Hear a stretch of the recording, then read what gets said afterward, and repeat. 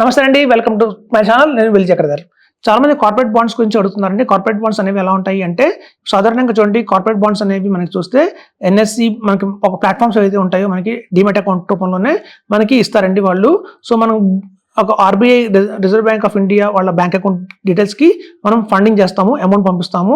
So ఆ clearing హౌస్కి ఎప్పుడైతే అమౌంట్ పంపిస్తామో అక్కడ మనం సెలెక్ట్ చేసుకోవచ్చు. చాలా బాండ్స్ మనకు అందుబాటులో ఉన్నాయి. ఈవెన్ కార్పొరేట్ బాండ్స్ కూడా ప్రతి ఒక్కళ్ళు రేటింగ్ ఏదైనా ఇస్తారండి. చాలా మంది కంపెనీస్ ఇవాళ ముందుకు వస్తున్నాయి రేటింగ్ ఇవ్వడానికి. ఒకప్పుడు ఓన్లీ క్రిజలే ఉండేది, ఇప్పుడు కేర్ అని ఇంకా చాలా కంపెనీస్ అయితే ఉన్నాయి. వాళ్ళు ఇచ్చే రేటింగ్ బేసిస్ పట్టుకొని మనం రిటర్న్ ఎస్టిమేట్ చేసుకోవచ్చు. అది AAA బాండా, B+ బాండా, B- లేదా BBBయా, C+ అని చెప్పి. సో చూడండి, మేము ఎప్పుడైనా C కేటగిరీ బాండ్స్ మేము రికమెండ్ చేయము, ఎందుకంటే రిటర్న్స్ ఎక్కువ ఇస్తాయి, కానీ 18% 20% రిటర్న్ ఇస్తాయి, కానీ మేము అవి జంక్ బాండ్స్ అంటాం. వాటిని కేవలం BBB దాకానే మనం ఆగిపోవాలి. BBB దాకా మనకి సేఫ్టీగానే ఉంటాయి. సో అందులో కూడా మనం అట్లాంటి కంపెనీస్లో ఇస్తున్నాము అనేది కూడా చూసుకోవాలి. కొన్ని మనకి ఏంటంటే రిలేటెడ్ టు గోల్డ్ లోన్స్ ఇచ్చేవి కంపెనీస్ ఉన్నాయి. కొన్ని అట్లాగే చూస్తే మీకు సాఫ్ట్వేర్ సంబంధించిన కంపెనీస్ ఉన్నాయి. కొన్ని అట్లాగే చూస్తే మీకు కాంక్రీట్కి సంబంధించిన కంపెనీస్ ఉన్నాయి. కొన్ని అలాగే మ్యానుఫ్యాక్చరింగ్ సంబంధించిన కొన్ని ఉన్నాయి. సో ఇట్లా ఆటోమొబైల్స్ సంబంధించిన కొన్ని ఉన్నాయి కంపెనీస్.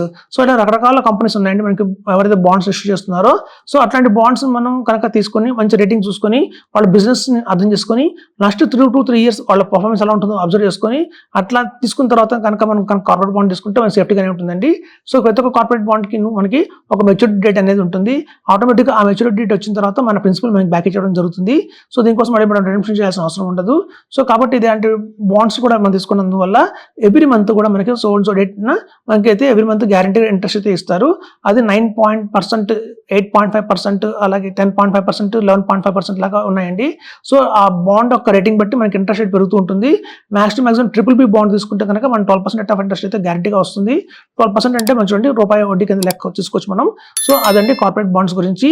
మనకి బ్యాంక్ ఎఫ్డీ కంటే కొంచెం ఎక్కువ రిటర్న్ రావాలి, అట్ ద సేమ్ టైం మనకి మార్కెట్ రిస్క్ ఎటువంటి పరిస్థితుల్లో ఉండకూడదు అనుకున్న వాళ్ళందరికీ కూడా కార్పొరేట్ బాండ్స్ సజెస్ట్ చేయొచ్చు. మనకి మినిమం వచ్చి 50,000 రూపీస్ నుంచి కూడా కార్పొరేట్ బాండ్స్ అయితే అవైలబిలిటీలో ఉన్నాయి. సో 50,000 నుంచి 1 lakh, 2 lakhs, 5 lakhs, 6 lakhs, 10 lakhs దాకా కూడా చాలా మంది వేసుకుంటున్నారు ఇవాళ రేపు. సో ఇది ఒక మంచి ఆప్షన్ అండి. సో చాలా మంది మనకి డెట్లో చూసుకుంటాం, ఈక్విటీలో డెట్ మ్యూచువల్ ఫండ్స్కి వెళ్తాము రిస్క్ తగ్గుకోవాలని. సో డెట్ మ్యూచువల్ ఫండ్స్లో కూడా చూస్తే మనకి 6%, 5% కంటే రిటర్న్ రావట్లేదండి.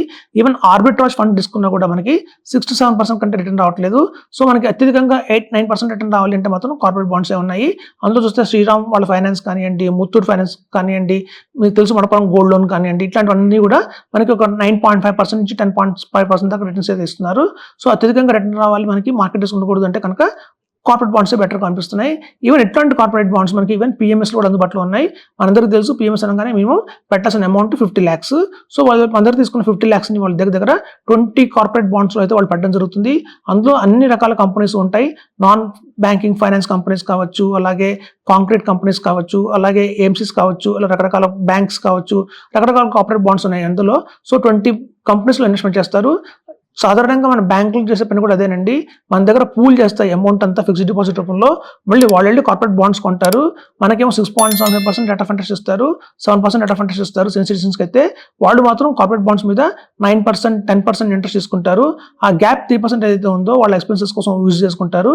సో అదేదో మనమే కనుక డైరెక్ట్గా కంపెనీస్లో ఇన్వెస్ట్మెంట్ చేస్తే ఆ 3% కూడా మనమే తీసుకొచ్చి చెప్తున్నాను. అదండి కార్పొరేట్ బాండ్స్ లో చేయండి. మినిమం 50,000, 1 lakh ముందు స్టార్ట్ అయితే చేయండి.